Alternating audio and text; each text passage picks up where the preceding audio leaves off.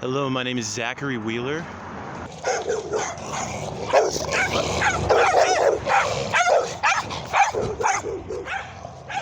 And today, I really want to talk to you guys about an effect, a psychological phenomenon known as the bystander effect, and actually how it relates in real life to the grisly murder of a young woman named Kitty Genevieve. In Queens, New York, in 1964, there was a woman, a bartender by the name of Kitty Genevieve,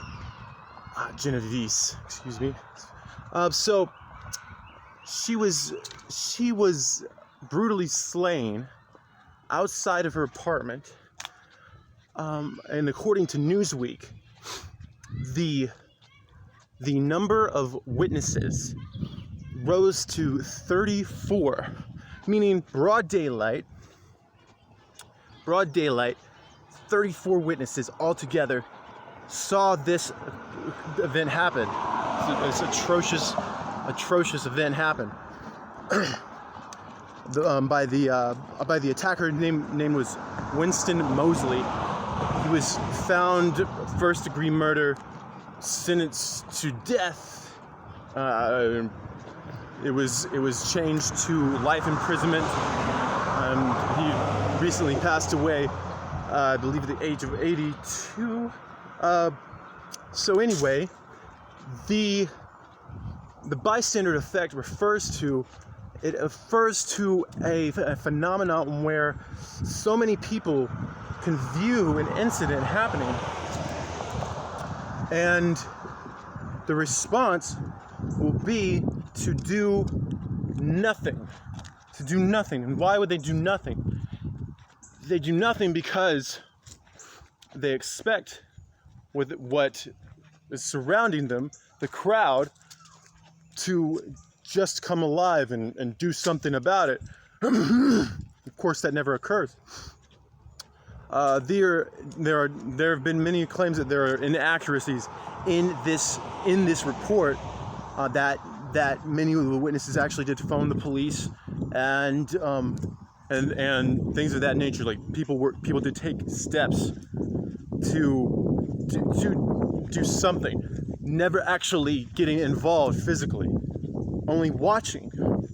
So this is where this story kind of, it sort of hits a bump or two, but then immediately gets back on track, because there was no one who had reportedly stepped in and got involved.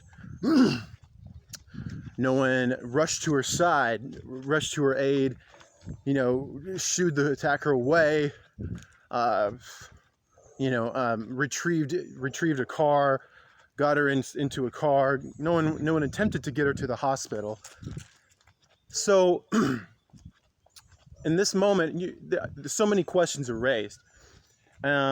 Why wasn't anything of that magnitude taken? Why these steps were avoided? And you go, sometimes you may think, it happens obviously because in something like in a broad daylight occurrence where you see someone mauled over a course of time, it could also almost feel like a simulation, almost like a video game. Like it's not quite real. Like something like this couldn't happen in such a pleasant community. Which also begs the question, how pleasant was that community? So the bystander effect, it is something to be told time and again, so that we do not actually live out these choices that what they call confirmation biases. We don't choose to put things aside. We don't choose to avoid things, be non-confrontational in these certain matters. So in that regard,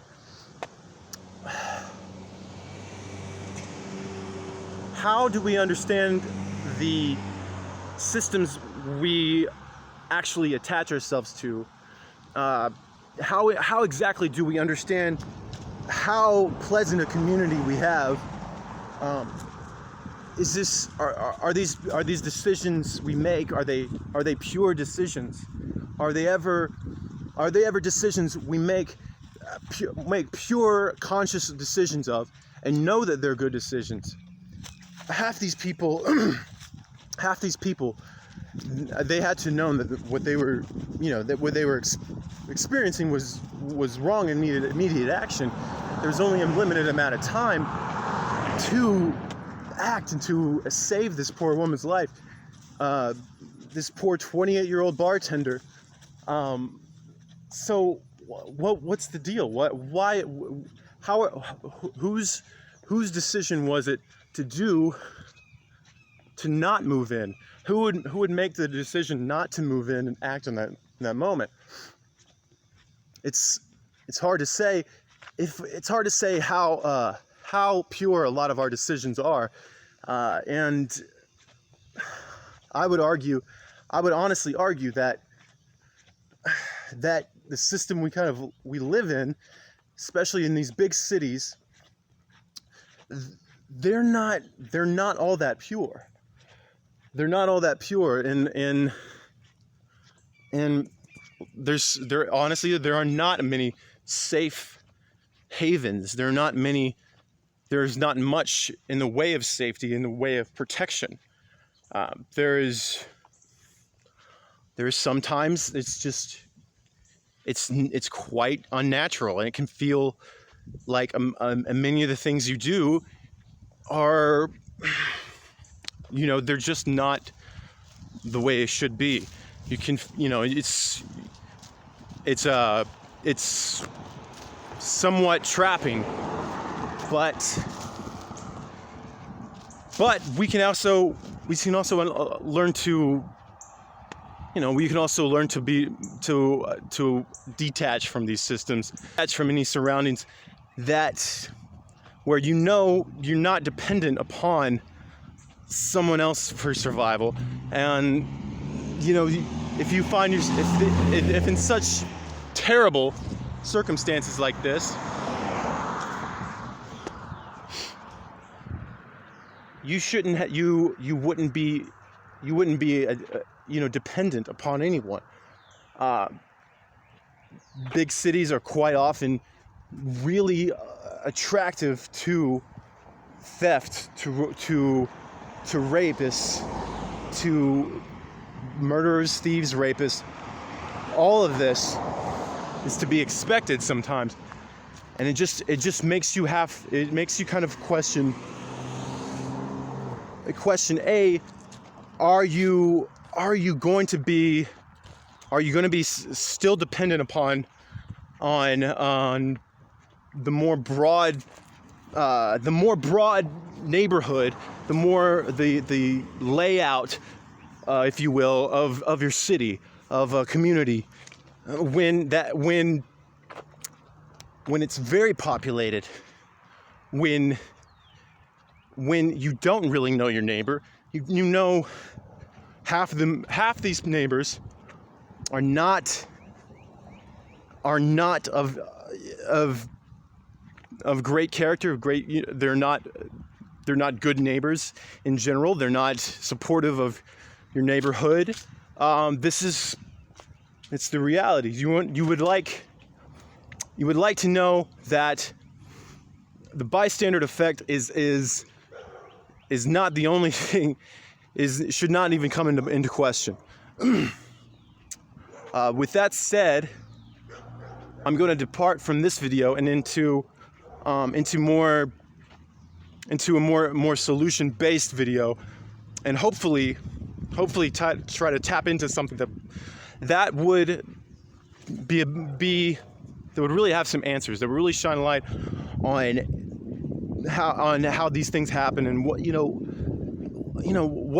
is to be done. How does one stay safe, stay out of such a toxic kind of volatile phenomenon in and of itself. just all together to not be wrapped up in something like this. So thank you guys for watching, and check back with me next time. Thank you.